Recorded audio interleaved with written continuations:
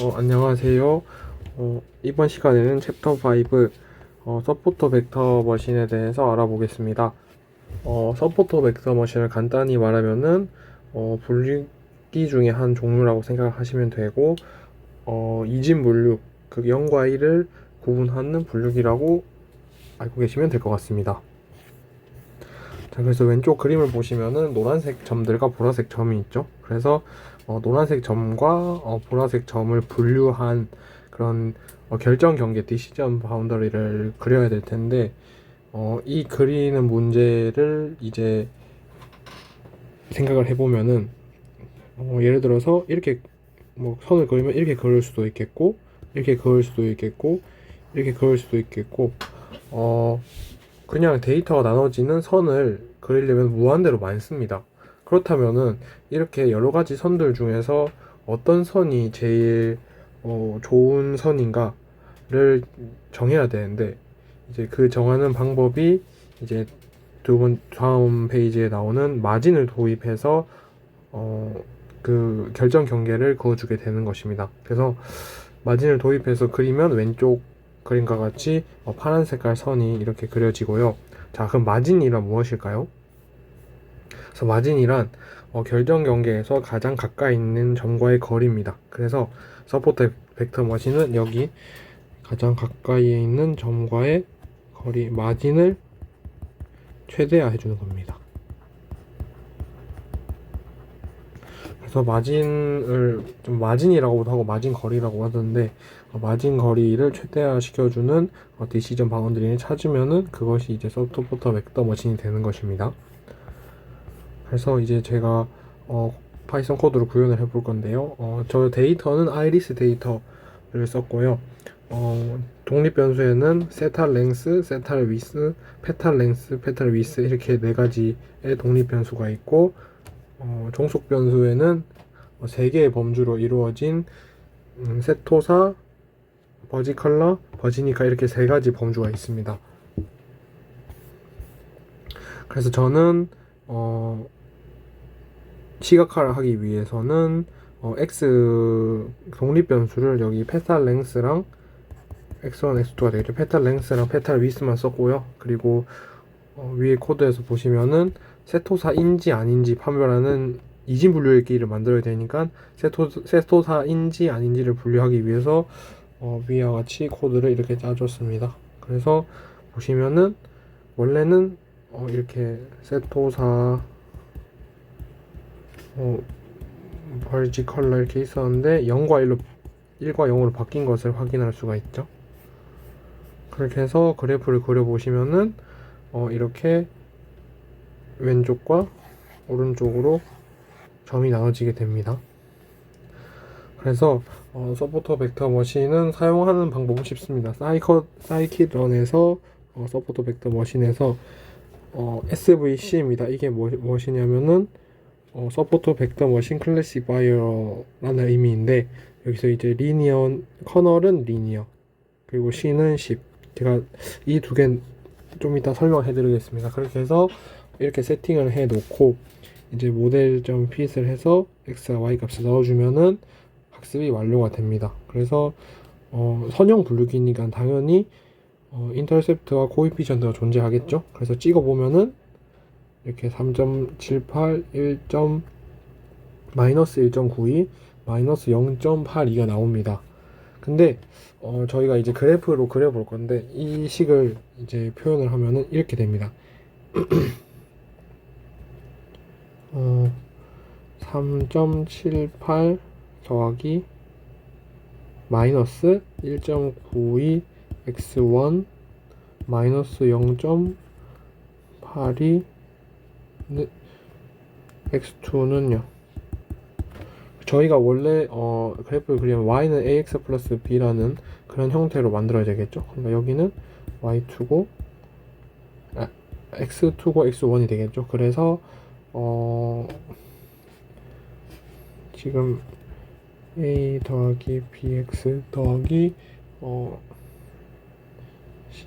cx2 이런 형태로 되어 있으니까 저희는 x2는 뭐식이다 이렇게 꼴로 바꿔줘야 합니다. 그래서 바꿔보시면은 cx2는 마이너스 a 마이너스 bx2 1이 되겠고, x2는 c분의 a 마이너스 c분의 b x1 이렇게 됩니다. 그래서 A에 해당한 것이 A가 인터셉터, B에 해당하는 것이 코이피션트의 첫 번째 값이고, C가 코에피션트의 첫 번째 값, 두 번째 값 이렇게 되는 것입니다.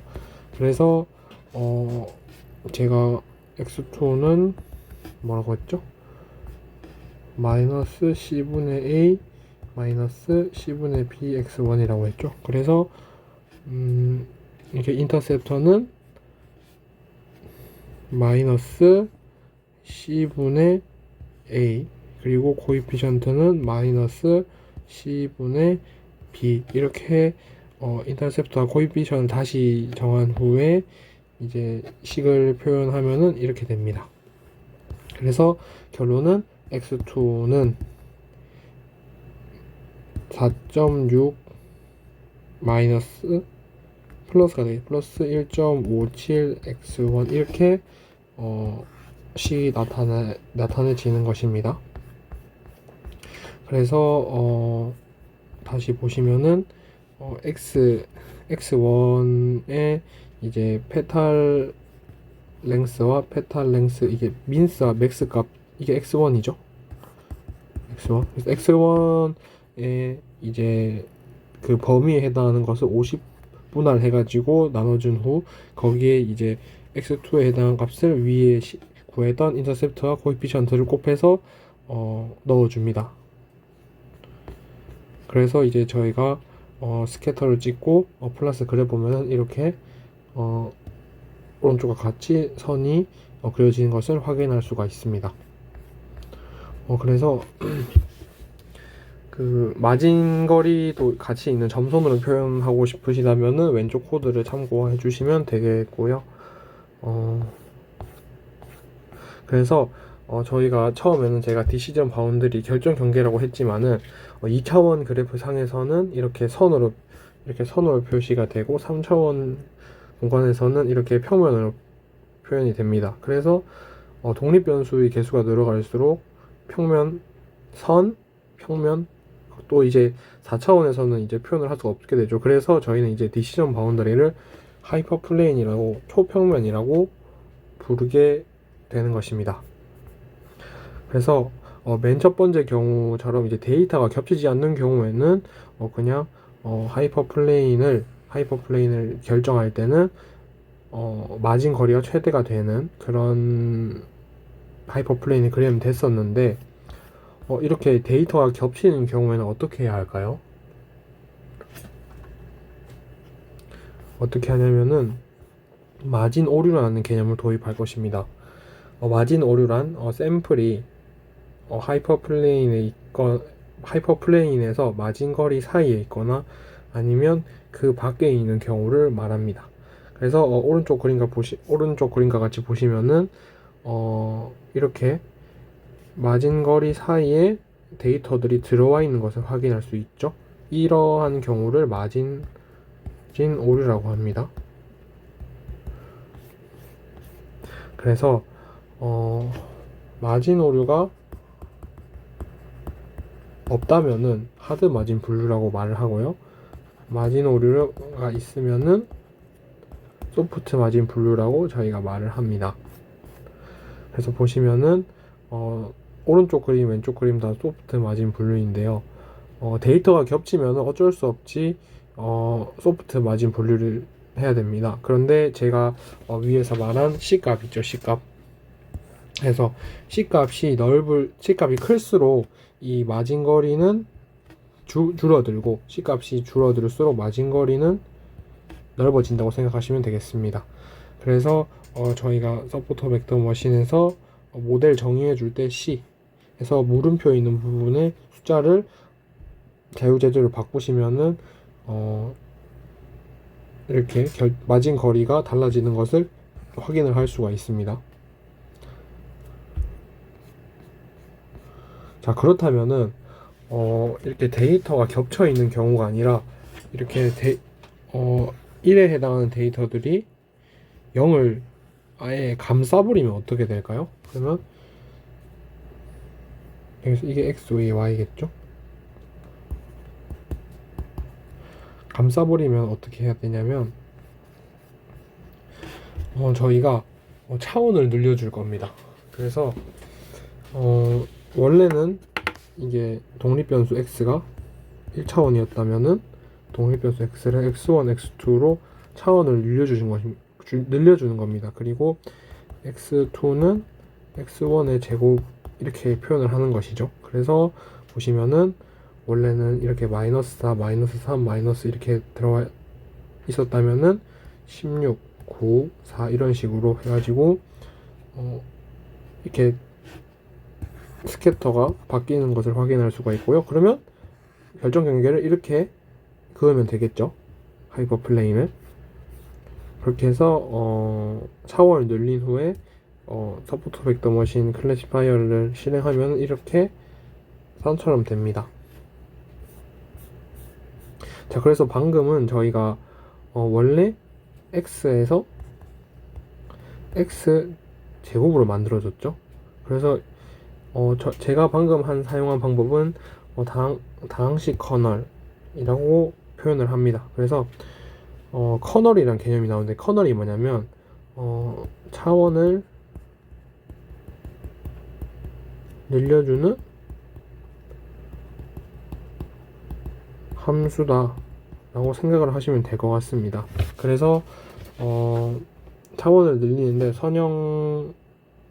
그냥 차원을 늘리지 않는 그 일반적인 서포터 벡터 머신, 선형 서포터 벡터 머신은 이렇게 식이 이렇게 되고요. 다항식은 이렇게, 가우시안 RBF는 이렇게, 시그모이드는 이렇게 됩니다. 그래서 이거를 어떻게 코드로 구현을 하냐면 서포터 벡터 클래시파이어의 리니어 이쪽에 선형이면은 리니어, 다항식이면은 폴리, 그리고 가우시안 RBF는 RBF, 그리고 시그모이드는 시그모이드를 적어주시면 됩니다.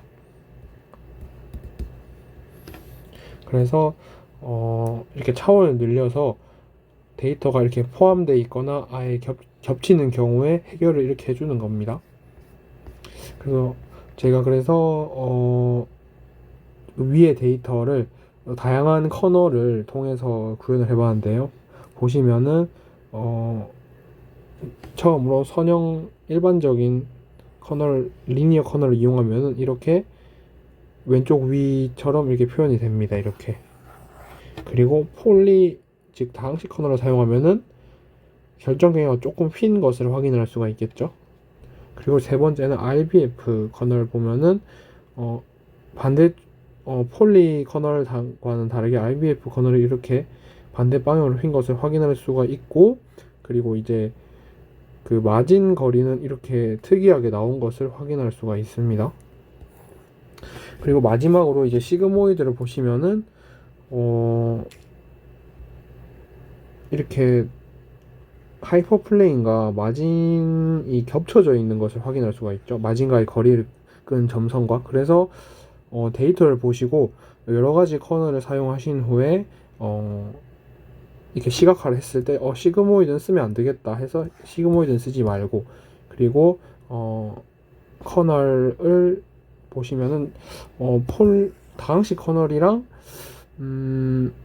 RPF 그리고 선형 커널 정도, 이렇게 3개 정도 쓰시면 됩니다. 그래서 서포터 벡터 머신을 하실 때에는 데이터가 있을 때 다양한 커널을 시도를 해보시고 테스트와 트레인셋과 테스트셋을 나눈 후에 이제 트레인 정확도와 테스트셋의 정확도를 비교를 하면서 이제 너무 낮게 나온다 싶으면은 그러면 이 시그모이드 경우가 되겠죠. 너무 낮게 나온다 싶으시면은 그 커널을 사용하지 않으시면 되고요.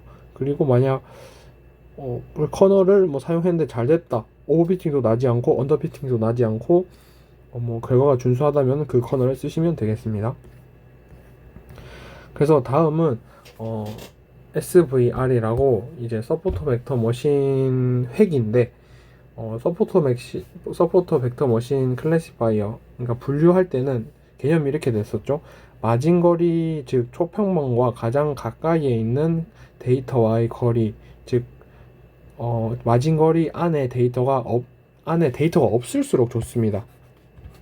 근데 획인은 뭐냐면은 초평면과 가장 멀리 있는 데이터와의 거리인 이걸 이제 마진거리라고 하는데, 이 마진거리 안에 데이터가 많을수록 좋은 게 선형 회기입니다.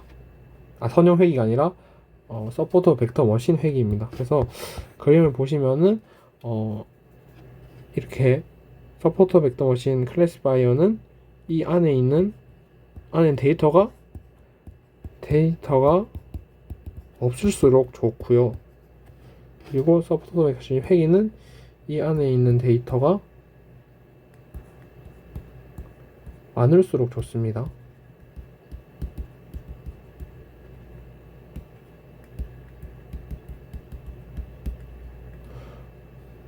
그래서 코드를 보시면은 제가 이렇게 랜덤적으로 표현을 해서 x는 0과 2 사이에 랜덤으로 난수를 뽑았고요. 그리고 이제 y는 x에다가 3을 곱하고 4를 더해준 그런 형식입니다. 그래서 스캐터 찍어보면 오른쪽 그림과 같고요.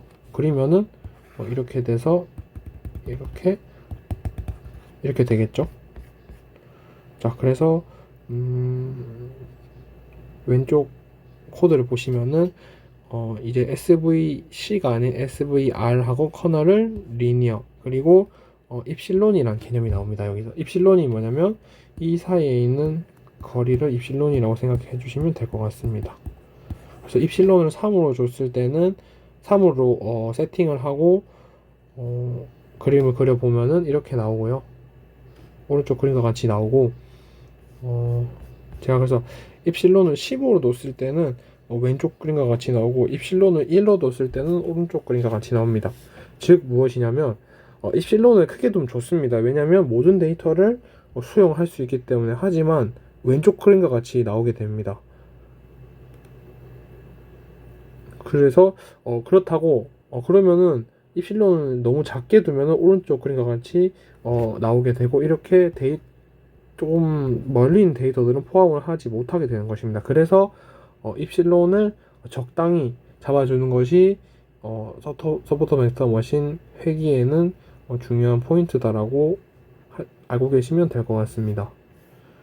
다음 시간에는 결정 트리에 대해서 공부를 해보겠습니다. 수고하셨습니다.